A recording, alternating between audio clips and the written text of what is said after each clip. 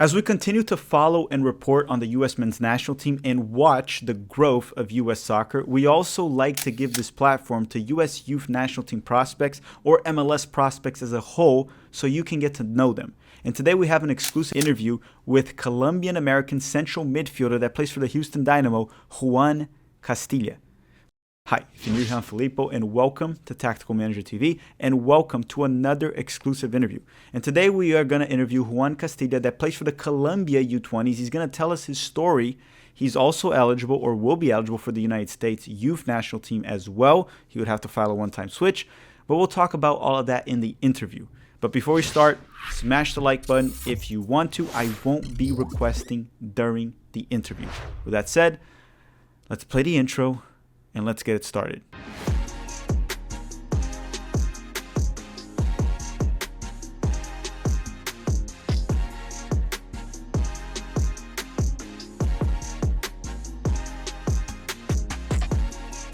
All right, everyone, welcome to another player interview. And today we have another U.S. Youth National Team prospect, Colombia Youth National Team prospect as well, Houston Dynamo Academy player that's actually, I believe, with the first team right now, Juan Castilla. Welcome to the channel. Thank you for taking the time.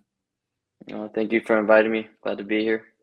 Yeah, thank you very much. So, Juan, before we even start, why don't you tell the viewers a little bit about yourself, where you were born, where you grew up, how you got into soccer, your ties to Colombia too, because we're going to address that in the video at some point, just so they can get to know you. Just pretend I don't know anything.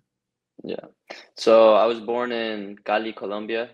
I lived there for about 2 years, and then I moved to the U.S. I moved to Houston, and all my family's Colombian. So obviously the soccer over there is pretty big. So ever since I was little, my dad always put the ball at my feet, and it was always around me. I grew up playing here. I played a few years in Spain, a year in Columbus, and then I came back. And yeah, basically now I'm a midfielder for the Houston Dynamo and for the Colombia's under-20s. Yeah, so you mentioned you played in some different play. You played in Columbus, they said. Was it for the Crew Academy or yeah? Yeah, Columbus Crew. Yeah. Yeah, and then you said a little bit in Spain, and obviously, so I didn't know that you were actually born in Colombia, and then you moved Yeah. here at a very young age. Obviously, you grew up in the U.S. essentially, right? 2 years old. Mm, But I yeah. didn't know that. I thought you were born in the U.S. with family ties. By the way, you said Cali. No, Is your dad, by any chance, a América de Cali fan? nah, Deportivo Cali. Deportivo Cali. Okay, okay. Yeah. It's more like the teams I know there. Wait, is it Yeah. América de? Wait, it's Deportivo. Yeah, Is there? they have two, but They have my two. dad is, They have two. yeah. Okay, so I'm My not dad's crazy. Deportivo Cali fan. No, America de Cali's there, but he's Okay. a Deportivo fan. No, because I just like blanked out for a second. I'm like, wait a second. Am I getting it confused? But no, there's América de No. Cali too. I remember them. Yeah. They're green and white, right? No, that's Deportivo. America is Deportivo. red. Okay, so I know Deportivo Cali better. That's the one Okay. I know Yeah. better. But why don't we go towards that? Because since we're talking about U.S. and Colombia, you played for the U.S. youth national teams, Mhm. a few of them. But just recently, you played in the South American Championship. That was the name, right, of the tournament, South American Championship. And you Yeah. played in the U-20s for Colombia, which actually provisionally cap-tied you, right? So you can still play for both national teams, but you would have to file a one-time switch if you were to play for the U.S. As for Yeah. Colombia, you're with them already. Mhm. What national teams did you play for the U.S.? That's the first question. Which levels? So U15 year, basically like the story is, my U15 year I got called in for the first time, and then we had a trip in Italy, and we had to give our passports, and I don't have a U.S. passport, so then they found out that I only had a visa at the time, Mhm, or no, at that time I had just barely gotten my green card. mhm. So to become a U.S. citizen, you need to have your green card for 5 years. So I didn't start to get called back in until last year, which my first call was with the 20s, and then I got called up with the 19s. I played with the 19s, because next year is when I should be. No, this year, at the end of this year, is when I should be getting my U.S. passport. Mhm. So technically, I'm not allowed. I was never allowed to compete in like CONCACAF or Mm. or like FIFA tournaments with the US, um, which ultimately was led me to seeking the Colombia option, and thankfully everything with Colombia worked out, and I was able to represent them. But yeah, that's it's kind of like the story with the US for me. That makes sense too. That's Mhm. very insightful there. I didn't know that. So you actually Yeah. played for Colombia right now. Technically, at this instant, you would only be eligible for Colombia. That was your only Uh-huh. option right now. Correct. Uh, but in your mind, and I don't know how much you want to go into detail with this, did you have a preference for any of the national teams, or you were kind of torn? So let's say you did have the option for both right now. Mm. Were you still torn in between both national teams? I mean, yeah, I like things about both. I dislike things about both. It's kind of just like a balance. The US always treated me well. Like every camp I went to, I played, and I felt like an important player. But I mean, obviously now with Colombia, they've put trust in me. I've gotten called into pretty much all the camps for the past 5 months, and played in the qualifiers, and I feel like I'm in a good spot to continue playing for them. So I mean, both have their things, but ultimately, like I am Colombian. My whole family's Colombian. So it's a kind of a different type of honor whenever I represent Colombia Mhm. because I'm representing my whole family. I'm Um, sure your dad is probably extremely proud. Uh, yeah, Grew up watching the national team in South America. It's such a big deal, right? I was actually born in yeah, Brazil. I was born in Brazil, hmm, so I yeah, understand that fully. I moved here when I was young too. My dad is Brazilian. hmm, And Colombia, you guys on the tournament you just played for Colombia, you played Brazil, for example. That was a good game. hmm, Playing some players like Vitor Roque, Andre Santos, yeah, that's with Chelsea, some like world class yeah. prospects, right? Top players, yeah, Um, and Colombia qualified to the U20 World Cup. Argentina didn't qualify, just for context, and yeah. Colombia qualified. What is the projection there? Are you expecting a call up there? You're gonna obviously, if you get called in, I'm assuming you will go play the U20 World Cup. Hmm. Yeah, no, we have.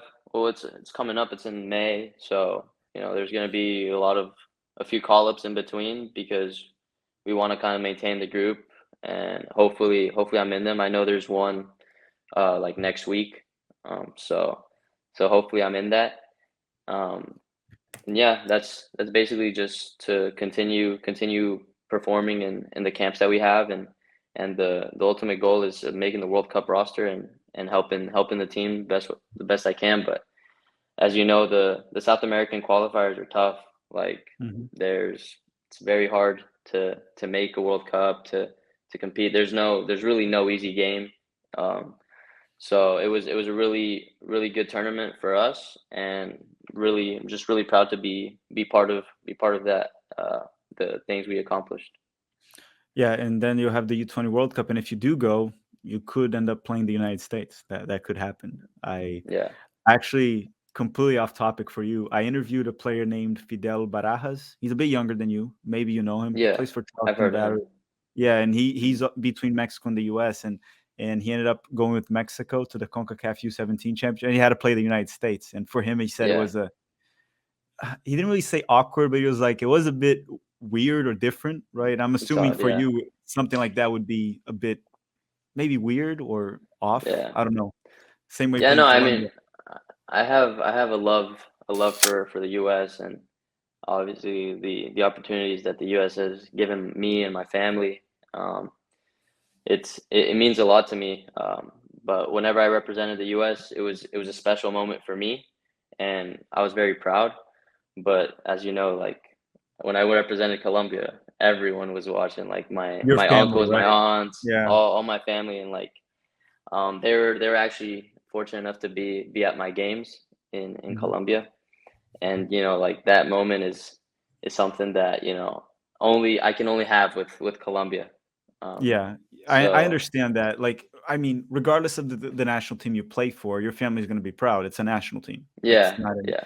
but I can see that from a South American pride standpoint. Mhm. They must be very happy for you. But moving on from Yeah, that, you are with the Dynamo's first team, right? This season for the yeah. first time. No, I mean I'm actually the longest serving player for the first team. I Okay. signed when I was 15. This is my third year with the first team. Hmm. Uh, so yeah, it's weird. It's weird to say that I'm Hmm. the I'm the oldest player in the roster. But yeah, it's my third Not year, oldest, the and player that's been in the roster for the longest, yeah, despite being the so young. longest. Yeah, yeah. Yeah. So So you worked with Tab Ramos was there? yeah, Tab Tab was Tab was the coach when I signed. last year was the Brazilian coach. I want to ask you this too. You started, so let's talk about the academy days, right? Because you talked a little bit about that. Mhm. You said you trained in Europe, you trained in Columbus. Can you walk us through kind of like so we can kind of understand what happened there? Like, where did you train in Europe? Why did Mhm. you end up there too? So we can Yeah. understand that because you kind of teased us in the beginning, but it was a bit confusing. Yeah. So I joined the Dynamo Academy when I was about 7 years old, Hmm. and I played with them for 5 years.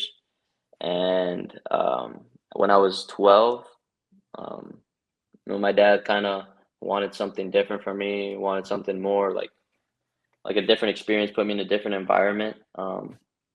And I, ultimately, Spain was like a place where we were interested in.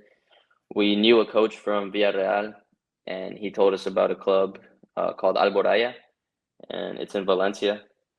Hmm.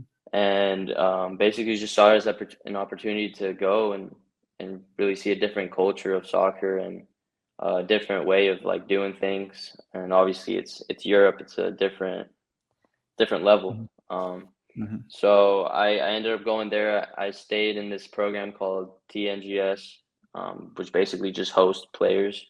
Um, so I would go in the morning, train with them, with that like the people from TNGS, and then we would go do school. And then in the afternoons, I would go train with my club team, which was Alboraya. Hmm. And and for me, I mean, it was right now looking back, like at the time it was hard because I was so young and I miss my family. But now, like the amount of things that I learned and the amount of maturity that I got from just living on my own and having to like um, face the difficulties of maybe not getting the minutes I want or having so many good players around me. Um, it was something that I learned a lot from and I grew. So I was there for a year and a half, and Columbus came up, and it was an opportunity that I was interested in. I wanted to come. I needed to come back to the U.S. to get my green card, so I needed to live here. Mm. And yeah, Columbus was an option that I liked, and I played there for a year. And also another thing, like I learned a lot. I stayed with the homestay family, which is a Hmm. completely different experience as well. Hmm. Um, and yeah, I just learned a lot from that club. At the time, it was Greg Berhalter was the head coach, um, and he liked playing that six dropping in, the three building with three. Like really really interesting play style. So I got to learn a whole different play Just one style when I thing, was people are there. gonna love the Greg Berhalter reference. Yeah. Uh, Oh, I know some people like him, some people don't, but I think most uh, don't. yeah, No, I'm joking. Some well, people do like him. yeah. So you were coached by Greg. I wasn't coached by Greg, but the whole academy played like the same way that the first team Hmm. played. And so we had that same play style, and from all the ages, it was always implemented like building with three, wing progression, like the possession of the ball. So just another learning experience for me. And so I got my first national team call up when I was in Columbus, Hmm. and the academy director for Houston Dynamo at the time knew my dad because my dad kind of works with them, and he figured out that like I was his son and like I was living in Columbus, and he just basically said like I should come back and that Houston there will be good opportunities for me, and I was open to it because obviously I miss my family and my friends, and Houston, it looked like the academy was going in a better direction than it was. So I was interested and ended up coming here and I played a year and I signed my first contract, homegrown contract. Okay, Yeah. so you walk through the whole story in details here. Let's Yeah. wrap up the interview with It's a bit a long. quick thing. So you play mainly as why don't you do this? Tell now the viewers the main position you normally play for Colombia, the Dynamo, or where you prefer to play, and then I want to talk about Hector Herrera, and I'll explain why right after. But go Yeah. ahead. So for Colombia, I play the eight, box to box midfielder, and I get a lot of freedom in transition. In the first team, I play kind of a similar role when that's kind of where they see me. And when I play with the MLS Next Pro team, I play as a holding mid. Um, Mhm. and yeah, those are the two positions that I And play. and and that's why I brought up Hector Herrera because he can also Mhm. play the holding mid, and he also played Yeah. multiple times the eight. And when he signed with Houston, it was a pretty big deal, right? Especially for Mm, Houston, a big name from L3. He was playing for Atletico Madrid at a fairly good level. I know he's not yeah. at his prime anymore, but he's still a very good player. And I wanted to know how much that impacted you for the team. Did you learn a lot from him? How is he? Is he trying to be a mentor maybe for young players? How's your Mhm. relationship with a player of that caliber? Yeah, I know Hector's a good guy, and whenever we have breakfast, I try to sit next to him to just ask him about his path pretty much, and try to get as much advice I could get from him, and just see the soccer from his perspective. Um, Obviously, he played in the best leagues in the world, competed against the best players in the world, and so I try to make the best out of having him, and he always takes the time to sit and talk to me, and he's a really good guy, and um, very very humble, and yeah, just a good person to see in training, Mhm. to see how he takes care of his body, because that's the next level, and that's how every little detail matters whenever you're competing at the Mhm. highest level. All right, Juan, I want to thank you very much. Hopefully, by the end of this interview, now more U.S. soccer fans know about you, and you never know. Maybe you'll be playing for the national team one day, or being very successful with the Dynamo, or whatever your career, Yeah, whatever path your career goes. We never know. You're yeah. still very young. Thank you very much, Juan. No, thank you for having me on.